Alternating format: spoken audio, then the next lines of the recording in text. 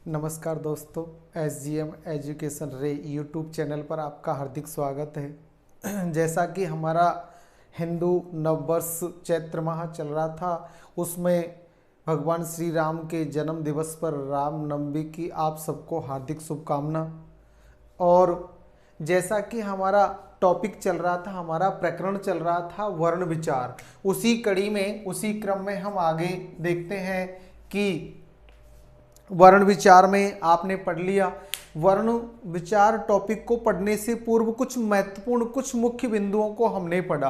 अब उससे आगे और देखिए, हिंदी भाषा में वर्णों को मूलतः अगर मूल रूप से देखा जाए वर्णों को तो दो भागों में बांटा जाता है, जबकि कुल 3 प्रकार के वर्ण होते हैं। हमारी हिंदी भाषा में मूल रूप से देखा जाए तो वर्ण के 2 भेद, जबकि कुल 3 भेद होते हैं। जैसे कि आपके स्वर वर्ण, व्यंजन वर्ण और अयोगवाह वर्ण, ये 3 भेद है। स्वर वर्ण, व्यंजन वर्ण और अयोगवाह। मुख्यतः 2 होते हैं, स्वर और व्यंजन, जबकि कुल 3 अयोगवाह सहित। इसके बाद हम देखते हैं पहला जो वर्णों का भेद है वो है आपके स्वर। स्वर को हम विस्तृत रूप से देखते हैं। स्वर की परिभाषा कि वे ध्वनियां, स्वर वो ध्वनियां होती है जिनका उच्चारण करते समय फेफड़ों से उठी हुई वायु निर्बाध गति से या बिना रुकावट के या बिना घर्षण के मुख विवर से बाहर निकल जाती है, स्वर ध्वनियां कहलाती है। यानी कि बिना किसी रुकावट के, बिना किसी अवरोध के वो ध्वनि जो मुख से बाहर निकल जाए वही क्या कहलाती है, स्वर। इन्हें अनअवरोधी व पूर्ण वर्ण भी कहते हैं। और इसी वजह से यानी कि बिना किसी अवरोध के बोले जाने के कारण, बिना किसी रुकावट के, बिना किसी बाधा के बोले जाने के कारण इनको अनअवरोधी वर्ण भी कहा जाता है, बिना अवरोध के बोला जाना। और इनको पूर्ण वर्ण भी कहते हैं, यानी कि स्वर अपने आप में पूर्ण होते हैं, इनके उच्चारण के लिए किसी अन्य व्यंजन वर्ण की आवश्यकता नहीं होती है, इसलिए इनको पूर्ण वर्ण भी कहते हैं। हिंदी में स्वर व मात्राएं, हमारे हिंदी में देखें कि स्वर कौन कौन से हैं, और ये स्वर मात्राएं भी कहलाती है। यानी कि व्यंजन अपूर्ण होते हैं, उनकी पूर्णता स्वरों के साथ मिलकर होती है, इसलिए व्यंजनों को अपूर्ण जबकि स्वरों को पूर्ण कहा जाता है। तो इसी क्रम में, इसी कड़ी में हम आगे देखते हैं। तो हम देख रहे थे कि हिंदी में स्वर व मात्राएं। अब हिंदी में स्वर देखें तो आपके ए, आ, ई, बड़ी ई, ऊ, बड़ा ऊ, और फिर आपके री, ए, आई, ओ और औ, और साथ में आ, ये आपके कुल स्वर हैं। तो हिंदी में स्वर व मात्राएं देखी जाए तो हमारी हिंदी में स्वरों की संख्या देखी जाए तो होती है 11। हिंदी में कुल स्वर कितने होते हैं? 11, जिसमें आपके ए, आ, ई, ऊ, री, ए, आई, ओ, औ आदि आते हैं। तो ये कुल स्वरों की संख्या कितनी हो जाती है? 11। देखो, हमारे हिंदी भाषा के कुछ विद्वानों का मानना है कि स्वर की जो परिभाषा वो कहती है कि स्वर अपने आप में पूर्ण होते हैं और स्वर के उच्चारण के लिए किसी अन्य व्यंजन वर्ण की आवश्यकता नहीं होती है। इसलिए संस्कृत से ग्रहित जो री वर्ण है, संस्कृत से ग्रहित जो री वर्ण है, इसका उच्चारण करते समय इसमें रे प्लस ई की ध्वनि आती है, रे प्लस ई। तो रे इसमें व्यंजन है और ई स्वर है, इसलिए कुछ विद्वानों का मानना है कि री शुद्ध स्वर नहीं है।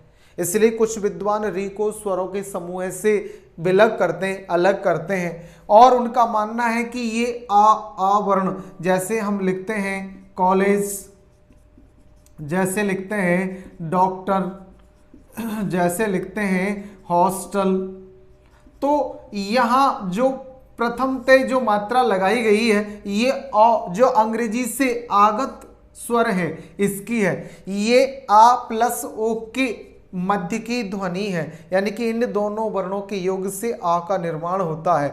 तो कुछ विद्वान यहां दोनों स्वर हैं, तो स्वरों के योग से स्वर बनने की वजह से री को व्यंजन आने से नकारते हैं, जबकि आ को शुद्ध स्वर मानते हैं। अब आ को शुद्ध स्वर माना जाए चाहे री को, एक जो शुद्ध है उसके आधार पर अगर हम ले तो स्वरों की संख्या कुल कितनी हो जाती है? 11।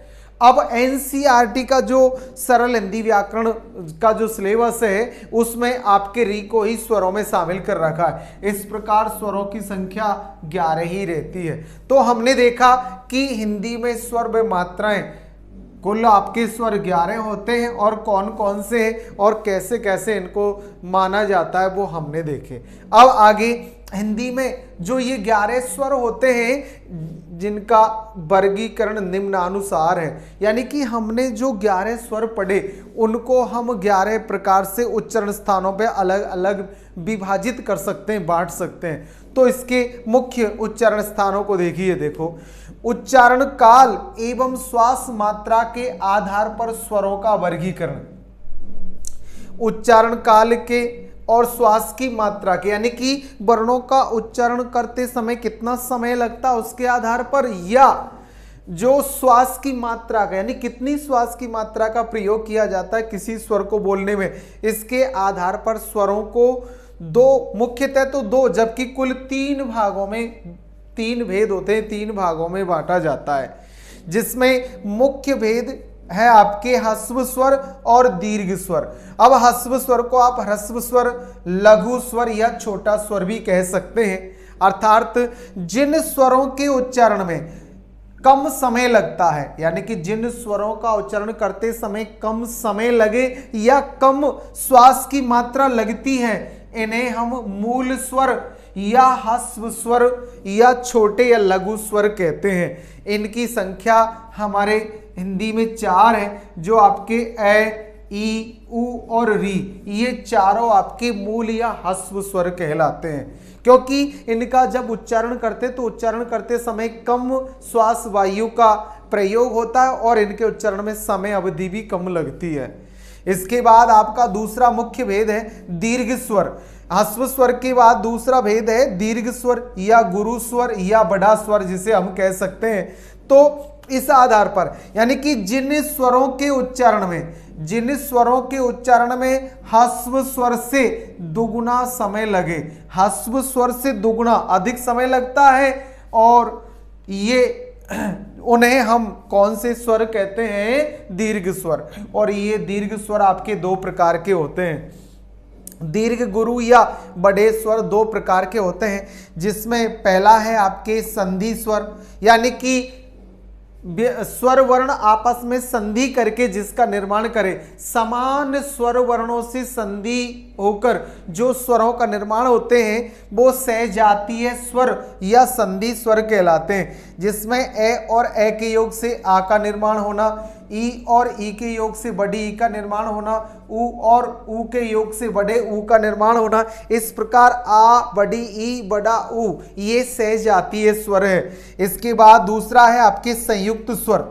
संयुक्त स्वर यानी कि जो 2 अलग भिन्न भिन्न स्वरों के योग से बनते हैं, उनके संयोग से निर्मित होते हैं। जैसे ए और ई के योग से ए का निर्माण होना, ए और ए के योग से आई का निर्माण होना, ए और उ के योग से ओ का निर्माण होना, ए और ओ के योग से औ का निर्माण होना। इन्हें विजातीय स्वर भी कहा जाता है, क्योंकि 2 अलग भिन्न भिन्न स्वरों के योग से ये बनते हैं।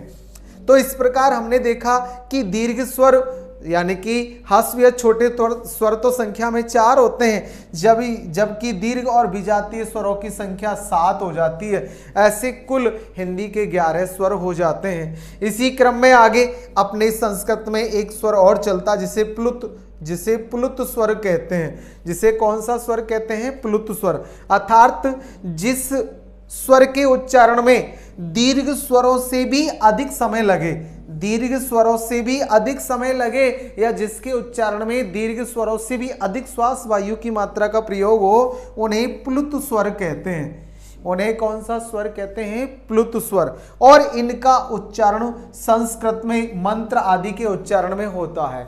इसका उच्चारण मूलतः संस्कृत में मंत्र आदि के उच्चारण में किया जाता है, जैसे ओम, या हिंदी में हम इस प्रकार ओम लिखते हैं तो ओम, यानी कि 2 वर्णों से भी अधिक समय लगा है। इस आधार पर उच्चारण काल एवं श्वास वायु की मात्रा के आधार पर स्वरों के वर्गीकरण को हमने स्पष्टतः समझा कि इसके मुख्यतः 2 भेद जबकि कुल 3 जो संस्कृत के आधार पर है वो देखे।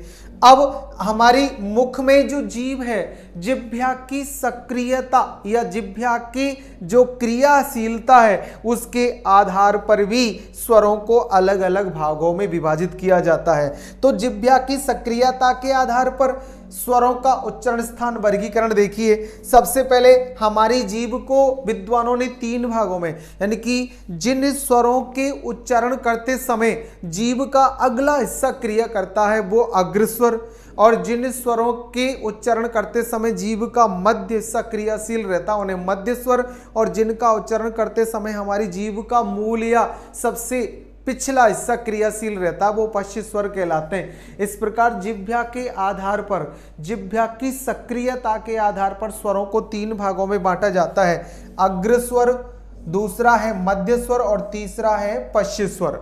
तो जिह्वा का अग्र हिस्सा क्रियाशील होता है उन्हें अग्र स्वर कहते हैं। छोटी ई, बड़ी ई, आपके री, ए और आई, ये संख्या में जो 5 स्वर हैं ये आपके अग्र स्वर कहलाते हैं, क्योंकि इनका उच्चारण करते समय हमारी जीभ का अगला हिस्सा क्रिया करता है। ई, री, ए, आई, तो इनमें हमारी जीभ का अगला हिस्सा ही क्रियाशील था। मध्य स्वर, जिन स्वरों का उच्चारण करते समय जीभ का मध्य हिस्सा क्रियाशील होता है वो मध्य स्वर कहलाते हैं, और हमारे मध्य स्वर केवल एक स्वर होता है ए का उच्चारण करते समय हमारी जीभ का मध्य हिस्सा क्रियाशील होता है। इसके साथ अपना तीसरा भेद है पश्च स्वर, यानी कि जिन स्वरों को उच्चारण करते समय जीवा का पश्च भाग क्रियाशील होता है उन्हें पश्च स्वर कहते हैं। पश्च स्वरों में छोटा ऊ, बड़ा ऊ, ओ, औ, आ और अंग्रेजी से ग्रहित आ, अंग्रेजी से आगत आ, ये आपके जो 6 स्वर हैं ये कौन से स्वर कहलाते हैं? पश्च स्वर, क्योंकि इनका उच्चारण करते समय हमारी जिह्वा का पिछला हिस्सा क्रियाशील होता है। इस प्रकार हमने यहाँ स्वरों के उच्चारण स्थान वर्गीकरण को समझा, स्वर कौन कौन से इसको समझा और देखा। आपके स्वर जो 11 होते हैं उनका उच्चारण स्थान वर्गीकरण हम अलग अलग प्रकार से पूरा 11 जो भेद होते हैं उसे विस्तृत रूप से अलग अलग समझेंगे। जैसे कि आपने देखा कि उच्चारण काल के आधार पर या श्वास वायु की मात्रा के आधार पर स्वरों का वर्गीकरण, जिह्वा की सक्रियता के आधार पर स्वरों का उच्चारण स्थान वर्गीकरण, ओष्ठ आकृति के आधार पर स्वरों का उच्चारण स्थान वर्गीकरण, या आपके मुख आकृति के आधार पर स्वरों का उच्चारण स्थान वर्गीकरण, मुख अवयवों के आधार पर स्वरों का उच्चारण स्थान वर्गीकरण, और जबड़े की गति के आधार पर, जिह्वा की मांसपेशियों के आधार पर, या स्वर तंत्रियों में घर्षण के आधार पर, या आपके नासिक अनुनासिकता के आधार पर, या अन्य और विशेष प्रकार के स्वरों का उच्चारण स्थान। इस प्रकार हम विस्तृत रूप से इसे अलग अलग प्रकार से समझेंगे। तो हमने देखा कि स्वर कौन कौन से हैं, स्वर के भेद कितने हैं और उनका उच्चारण स्थान वर्गीकरण, और इसी क्रम में आगे की कक्षा में और देखेंगे, विस्तृत रूप से समझेंगे इनके उच्चारण स्थान वर्गीकरण को। और आप सभी से यही अनुरोध है, कोई जो समस्या लगे, कोई जो दिक्कत हो, आप कमेंट्स के माध्यम से बताएं और आगे पढ़ते रहें और हमें सूचना देते रहे, जिससे हमारा उत्साहवर्धन रहे। और ये भी कहना चाहता हूँ कि अभी जस्ट जो 15 अप्रैल से अपने 2nd ग्रेड और 1st ग्रेड का नया बैच आरंभ हो जाएगा, तो आप उनसे भी जुड़ें और अच्छा पढ़े, आगे बढ़े। धन्यवाद।